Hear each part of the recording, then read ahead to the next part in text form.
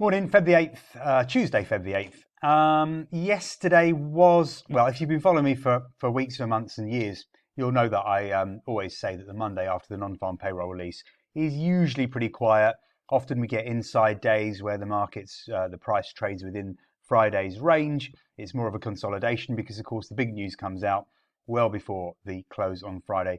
The market has plenty of time to react and settle down. And then Monday, there really isn't any fresh impetus in the market. So it's pretty much, as I say, consolidating whatever move we get on the Friday. It's very common for little movement on the Monday. And that is exactly what happened yesterday. A lot of Forex pairs are retracing some of their moves. Forex pairs are really tricky at the moment.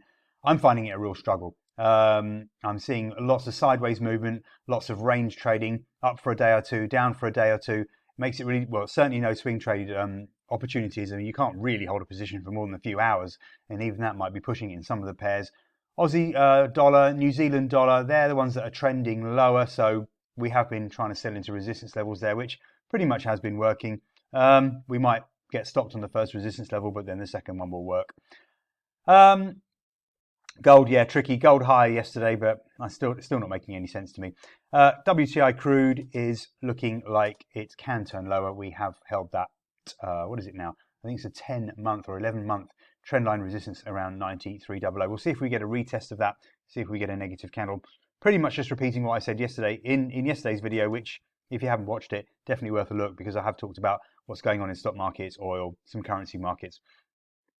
Now, instead of just going through all that again today, I thought I'd actually try and give you a bit of an education, bit of a lesson, because there are potential negative patterns building in stock markets, as I've talked about. I've tried to show you some of them, but I just want to show you how it can play out, maybe give you an opportunity for you to spot some of these negative patterns going forward. Now, this is a weekly chart of the S&P 500. It's a weekly chart because this pattern has built up over, as you can see, about 10 months. It's a big 9-10 months. It is a very, very big pattern. When you see head and shoulders patterns building up on an hour chart or a 4-hour chart, okay, they can be significant. They can still work. But of course, it's a short-term chart. You're not going to get a move that lasts for days, weeks, or months. Same for the daily chart. Yeah, you might see a nice head and shoulders pattern, which has been built up over 4 or 5 days, maybe even a week or two. But again, you're unlikely to see follow through that's going to last weeks. Now, when you get a pattern that you can see clearly on a weekly chart or even a monthly chart that has been built up over a period of months, then you're talking about something that can be a move that can be sustained. And in this case, with the head and shoulders pattern, you're talking about a move that can be sustained to the downside. Now, what we saw building up from March 2007 to January 2008, just before the global financial crisis hit, would have told anyone that understood basic technical analysis that this crash was going to happen. And actually, I'd only been providing technical analysis on a professional level for, I'd managed to build a business quite quickly. And I was lucky to land clients such as Deutsche Bank, Morgan Stanley, Merrill Lynch, back at this time. So this is 15 years ago I had these clients. Even Citibank were a client of mine for a while. And others, some hedge funds and whatever else.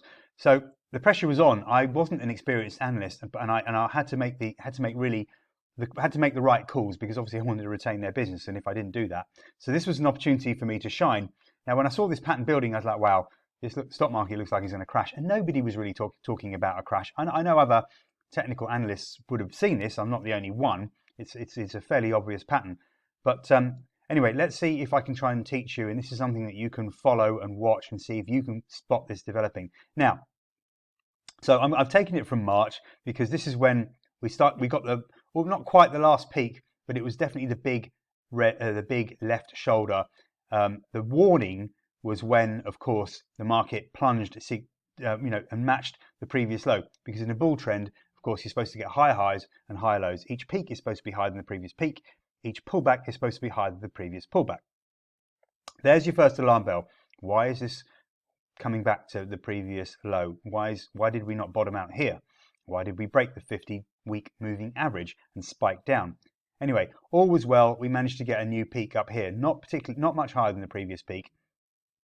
And then, of course, the market drops back. All right, it does hold above the previous low, but the next peak is very much significantly lower than the previous two peaks. That's when the alarm bell goes off.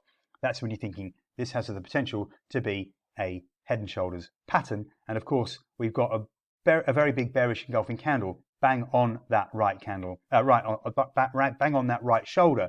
Now, if you've been following me for a long time, again, you'll know that I look for that on a right shoulder. I've done that recently, I think, in the dollar yen. Market tumbles, big red candle straight through the neckline. There's your sell signal. Now, first target pretty much achieved bang on. And of course, the market then rallies back, which is typical of a head and shoulders pattern. You often get a second chance. It will often try to retest the neckline because we're in a strong bull trend, but buyers are coming in. They think that the pattern's completed. They think it's all, it's now time to get in. They think the correction's over. But of course, the market rallied back to the 100 and also to the 50-week moving average. That caught it, turned around, didn't quite get to the neckline. And again, big red bearish engulfing candle signaled that this was over. The bounce back was over. And of course, bears or technical analysts would have been alert to that. They'd have been watching for signs that this recovery would fail, around where it should do, around the resistance areas, and it did. And of course, from there, then we got some serious moves to the downside. The crash started, and we broke back below the 200-week moving average. Look how nicely we then recovered, retested the 200-week moving average here at the green line, and then bang, absolutely, the market fell to pieces. I'm guessing, let me see now, I'm pretty sure it was September because I actually remember where I was when I watched Lehman's collapse. And that was pretty much this week, I would imagine, second, third week of September. The market was already, people say that, the Lehman's triggered this stock market crash and everything else. But Lehman's the market was already significantly lower. By the time we got here, the market had already come down from something like 1560 down to 1300. The market had already come off 250 points. It was a big drop, 15% or something. And it was only then that Lehman's, and a lot of other institutions were caught margin calls. They were over leveraged. It was at this stage, after a 15% drop, that these that weaknesses became exposed, and then there was the risk of contagion with other banks going down. And of course, that did happen.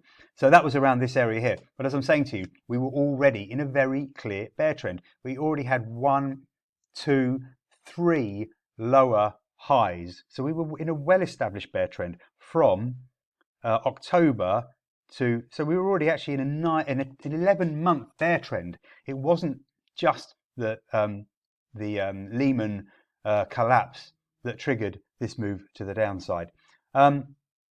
Anyway, as you see, the market then crashed. We know what happened. The market went from 1570 or 1580 down to 666. A huge crash, and we probably all remember the repercussions of that. Well, we certainly would do if we are over 20 years old. Okay, I hope that's given you some sort of scope, some sort of idea. Maybe you want to watch this a couple of times over and then start to recognize these patterns yourself. Keep an eye on what's going on, and keep an eye on the weekly chart as well to see if these patterns are building up on the longer term charts, which obviously has more of a significant impact when they do play out. Hope that helps. Please fire questions at me. You're becoming very good at putting comments in, and I like replying to them. And please also do like, share, and subscribe. That would be really helping me.